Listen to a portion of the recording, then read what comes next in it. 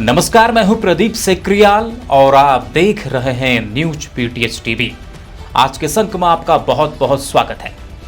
जनपद पिथौरागढ़ के थाना झूलाघाट क्षेत्र अंतर्गत ग्राम जगरानी सिरकुच निवासी राजेंद्र कुमार उर्फ राज अरोड़ा को विशेष सत्र न्यायाधीश पिथौरागढ़ शंकर राज की अदालत ने नाबालिग से दुष्कर्म के मामले में दोष सिद्ध करते हुए 15 वर्ष के कठोर कारावास तथा 80,000 रुपए अर्थदंड से दंडित किया है।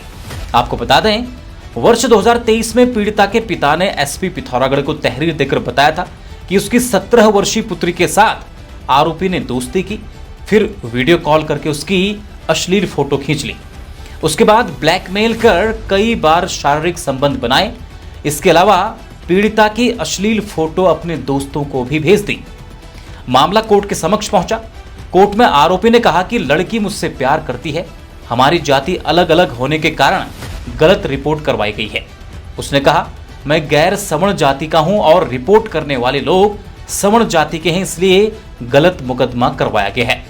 कोर्ट में करीब 2.5 साल मुकदमा चलने के बाद कोर्ट ने माना कि आरोपी द्वारा पीड़िता, जो कि घटना के समय 18 वर्ष से कम उम्र की थी, उसको वीडियो कॉल करके उसकी न्यूड फोटोग्राफ लेकर वो वीडियो बनाकर उन्हें वायरल कर उसे बदनाम करने एवं पीड़िता उसके परिवार वालों को जान से मारने की धमकी देकर उसके साथ शारीरिक संबंध स्थापित करके लैंगिक दुष्कर्म जैसा घिनौना और जघन्य अपराध कारित किया गया है, जिससे समाज में असुरक्षा की भावना फैलती है। इसलिए कोर्ट ने आरोपी को दोष सिद्ध करते हुए 15 वर्ष के कठोर कारावास तथा 80,000 रुपए अर्थदंड से दंडित किया है। अभिभावकों की पहली पसंद एशियन स्कूल पिथौरागढ़। शिक्षा के साथ ही खेलों में भी उत्कृष्ट प्रदर्शन। देश विदेश में विभिन्न क्षेत्रों में स्कूल के छात्र छात्राएं सेवारत।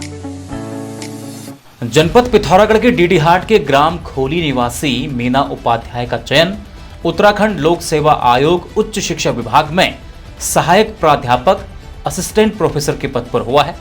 इस परीक्षा में इतिहास विषय में पूरे उत्तराखंड में मीना को द्वितीय स्थान मिला है। बेहद सामान्य परिवार से होने के बावजूद मीना ने कड़ी मेहनत और लगन से सफलता पाई है। मीना की शुरुआती पढ़ाई अपने गांव खोली वो डीडीहाट से हुई है, जबकि हाई स्कूल व इंटर की पढ़ाई उन्होंने सरस्वती बालिका इंटर कॉलेज पिथौरागढ़ से की है। डॉक्टर मीना उपाध्याय से हमने बात की है, सुनिए। आपकी तैयारी कैसी रही और किस तरह से आपने तैयारी किस तरह बताइए। मेरा रुझान एमए के दौरान ही हो गया था कि मुझे इस फील्ड में जाना है। तो वहां पर लाइब्रेरी में एलएसएम गवर्नमेंट पीजी कॉलेज, वहां लाइब्रेरी हुआ करती है हमारी।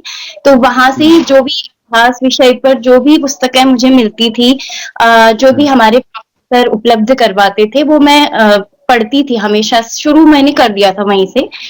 फिर वहीं से मैंने शिक्षा भी कोशिश की कि मैं स्वयं से ही कर लूं बिना किसी कोचिंग के। तो मेरा शुरू हुआ वहीं से। मैंने जो भी किताबें थी वही पढ़ी, इतिहास विषय से संबंधित। और एक चीज मैं यहाँ पे मेंशन करना चाहूंगी कि जो विद्यार्थी कोचिंग पे बहुत ज्यादा डिपेंड रहते हैं, मैं नेट से संबंधित या फिर इस एग्जाम को क्लियर करने के लिए कोई कोचिंग नहीं ली, अपना खुद से पढ़ा। हाँ, मैं पूरी तरीके से मैंने किसी का गाइडेंस नहीं लिया। मैंने यूट्यूब पे बहुत सारे जो भी वीडियोस उपलब्ध रहते थे उन्हें पढ़ा, क्योंकि एक तरीके से गुरु मेरे वो भी रहे हैं। लेकिन एक पर्सनली मैं कोचिंग में नहीं गई हूँ, लेकिन मैंने गूगल पे बहुत सारी चीजें सर्च करके तथ्यों को एकत्रित किया है। यूट्यूब पे बहुत सारे शिक्षकों से लिया है, फ्री की क्लासेस जो रहती हैं उपलब्ध होती हैं, तरीके से किया। और मैं यही कहना चाहूंगी कि यदि आप संघर्ष करते हैं तो आपको सफलता जरूर मिलती है। आप दिन रात एक कर दीजिए और अपना लक्ष्य पे पूरी तरीके से अर्जुन की तरह निर्धारित रही कि मेरा एक गोल है और मुझे यहीं पे रहना है, बिल्कुल हटना नहीं है यहाँ से, तो आपका हो जाता है। जो अपने फैमिली बैकग्राउंड के बारे में भी जानकारी दीजिए, आपके फादर, आपके मदर या फैमिली के संबंध में, क्योंकि अगर आप आज इस मुकाम पर हैं तो निश्चित तौर पर फैमिली का भी सपोर्ट रहा होगा। तो किस तरह का आपको फैमिली का सपोर्ट रहा है? जी, मेरे पिताजी श्री आनंद वल्लभ उपाध्याय जी और माताजी श्रीमती ललिता उपाध्याय जी। मेरे पास शब्द नहीं है कि मैं इनके लिए कुछ बयां कर सकूं।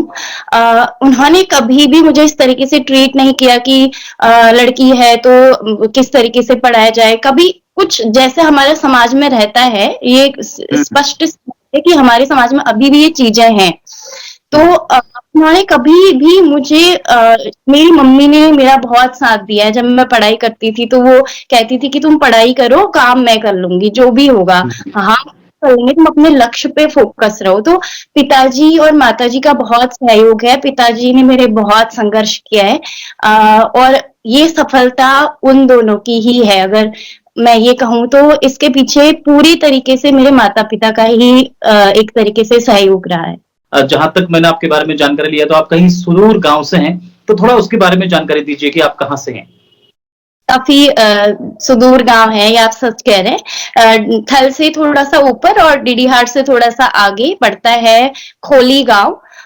हमारा जी खोली गांव पड़ता है पोस्ट ऑफिस भागतड़ और वो तहसील हमारी डीडीहाट है। काफी दूर गांव है। वहां अभी इस टाइम पे जाकर सड़कें अच्छी बन रही हैं और मैं आशा करती हूँ कि आगे भी बहुत सारा विकास हो वहां पे। तो काफी दूर ग्रामीण क्षेत्र से मैं आती हूँ। आपकी जो स्टार्टिंग एजुकेशन कहाँ से हुई और उसके बाद हाई स्कूल इंटर आपने कहाँ से किया, प्लीज। हाँ जी, प्रारंभिक शिक्षा 5वीं तक मैंने खोली में स्कूल है हमारे गांव में, वहां तक की। उसके पश्चात मैंने विवेकानंद विद्या मंदिर डीडीहाट से शिक्षा ग्रहण की 10वीं तक की कक्षा। उसके पश्चात 11वीं और 12वीं की जो मेरी कक्षाएं रही वो सरस्वती बालिका इंटर कॉलेज, जो कि प्रधानाचार्य जी हैं हमारी, वो है श्रीमती रेखा जोशी जी, उनका स्कूल है। काफी वहां से मुझे मैम से एक चीज सीखने को मिली कि मेहनत जो होती है, उन्होंने अपने दम पर वो स्कूल खड़ा किया और आज तक वो स्कूल उनके दम पर चल रहा है। वहां के स्टाफ सभी काफी मेहनती हैं और वहां पे काफी अच्छा वातावरण मिला मुझे। एक मैम एक प्रेरणा स्रोत है सभी महिलाओं के लिए। शायद कहूँ तो मैं एक शुरुआती प्रेरणा वो रही है मेरी स्कूल की, जो बचपन रही है कि हाँ एक महिला को किस तरीके से सशक्त होना चाहिए, किस तरीके से अपने बच्चों को जो आप शिक्षा दे रहे हैं उन्हें अपनी बेटियों की तरह ट्रीट करना, मैंने उनसे सीखा है। अभी बहुत सारे, जैसे मैंने कहा कि छात्र छात्राएं इस कार्यक्रम को देख रहे होंगे, युवा देख रहे होंगे, जो इस फील्ड पे आना चाहते हैं, जो एग्जामिनेशन आपने क्वालिफाई किया है, अगर वो इस फील्ड पे आना चाहते हैं, अगर वो ये एग्जाम देना चाहते हैं, तो क्या तो जो इसके लिए प्रोसीजर क्या है और कैसे एग्जाम होता है और कैसे अप्लाई करना होता है, इंटरव्यू कैसे होता है, अगर इसके बारे में कुछ जानकारी आप दे पाए। हाँ जी, शुरुआत में तो आपको जब आप एमए कर रहे हैं तो आपको थोड़ा वहां पर ध्यान देना होगा। 55% अंक आपके होने चाहिए, क्योंकि अगर आपको इस फील्ड में आना है तो उसके पश्चात आप यूसेट या फिर यूजीसी नेट जेआरएफ की परीक्षा देंगे, उसमें उत्तीर्ण होंगे। तो फिर उसके पश्चात असिस्टेंट प्रोफेसर के लिए अलग से ही पोस्ट निकलती है विज्ञप्ति, आप उस पे भरेंगे। यूजीसी नेट या फिर पीएचडी भी अगर आपकी कंप्लीट हो, 3 चीजें हैं, यूसेट, नेट और पीएचडी। इसके बेस पे आपका होता है। अभी तक एपीआई वाला सिस्टम था और आगे संभवतया शासन के द्वारा ये करवाया जाएगा लिखित परीक्षा के रूप में। इस बार एपीआई वाला सिस्टम था, तो लिखित परीक्षा के रूप में करवाया जाएगा। लिखित में आपको अच्छे नंबर लाने होंगे, अच्छी लिस्ट, अच्छी मेरिट पे आना होगा, फिर आपका इंटरव्यू होगा और उसके बाद आपका चयन होगा इस पद पर। भंडार गृह पिथौरागढ़ में एसडीआरएफ टीम ने भूकंप रोधी मॉक ड्रिल किया एवं जानकारी दी। इस दौरान भंडार गृह के अधिकारी, कर्मचारी व मजदूरों ने प्रतिभाग किया। आपदा के क्या है, कोई भी चरण है, ये कौन सा चरण है, पहला वाला है। पिथौरागढ़ के सिलौली स्थित सोमेश्वर धाम में आध्यात्मिक विश्वविद्यालय संगठन पिथौरागढ़ द्वारा 21 फरवरी से 27 फरवरी तक महाशिवरात्रि मेले का आयोजन किया जाएगा। आयोजन समिति के सूरज प्रकाश ने आमजन से 21 फरवरी को कलश यात्रा एवं मेला शुभारंभ में अधिक से अधिक संख्या में पधारने की अपील की है। आगामी बोर्ड परीक्षा के संदर्भ में जिलाधिकारी विनोद गोस्वामी की अध्यक्षता में जनपदीय परीक्षा केंद्र निर्धारण समिति की बैठक गंगोत्री गर्भयाल राजकीय बालिका इंटर कॉलेज सभागार पिथौरागढ़ में संपन्न हुई। सभी जगह पर शांति और सुरक्षा व्यवस्था बनी रहे, साथ ही साथ परीक्षाएं सुगम और सुचारू रूप से हो रहें, इसके लिए सारी तैयारी करनी चाहिए और सभी जो प्रश्न पत्र हैं तो उचित और जो नियत प्रक्रिया है उसके अंतर्गत ब्लॉक के अंतर्गत रहेंगे। समय समय पर जनपद से भी फ्लाइंग स्क्वाड की टीमें और अन्य जो टीमें हैं वो भी भ्रमण पर रहेंगी। तो सभी को ये बताया गया है कि परीक्षाओं की शुचिता और बच्चों की सुविधा दोनों को देखते हुए उचित तरीके से परीक्षाएं कराएं।